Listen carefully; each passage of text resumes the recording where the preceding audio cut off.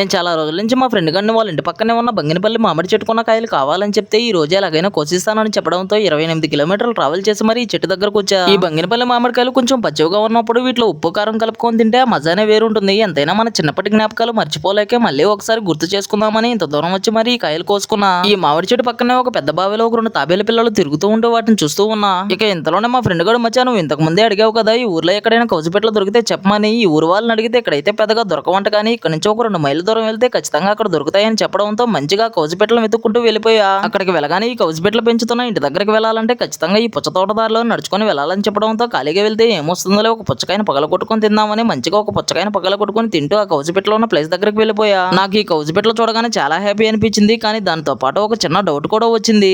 నిజానికి నాకు ఇలాంటి మంచి మంచి పనులన్నీ అనుకోకుండా కుదురుతాయి, కానీ ఏం పర్లేదు. ఈ కౌజుపెట్లు పెంచడానికి మన దగ్గర ఎలాంటి గుడి లేదు, ప్రస్తుతానికి ఇలానే తీసుకెళ్లిపోదాం. నెక్స్ట్ వీడియోలో వీటికి ఒక మంచి గుడి రెడీ చేద్దాం. ఇక మంచిగా ఒక 2 కౌజుపెట్లు తీసుకొని మనం ఇంటికి వెళ్లే దారిలో ఇవి ఎగిరిపోకుండా వీటి 2 కాళ్ళకి ఒక చిన్న దారం కట్టి వెళ్తూ ఉన్నా. ఇక వెళ్లే దారిలో ఈ రోజు పొద్దున్నే ఒక అతనికి మన ఆటోలో కొన్ని తాటికాయలు కిరాయికి తోలుంటే ఆ సంగతి గుర్తొచ్చి అతని దగ్గరికి వెళ్దామని ముందుగానే ఈ కౌజుపెట్లకు కొన్ని నీళ్లు పోసి పెట్టి ఇంక మంచిగా అతని దగ్గరికి వెళ్లి మనకి రావాల్సిన బాకీ వసూలు చేశా. నిజానికి నా సొంత డబ్బులైనా వదులుకుంటాను, కానీ ఆటో మీద వచ్చే ₹1 కూడా వదులుకోలేను, వడ్డీతో సహా వసూలు చేస్తా. ఇక ఫైనల్ గా అన్ని పనులు అవగానే ఈ కౌజుపెట్లు తీసుకొని ఇంటికి బయలుదేరా. మీలో ఎవరైనా పక్షులను పెంచే వాళ్ళు ఉంటే ఒక కామెంట్ చేయండి మామా.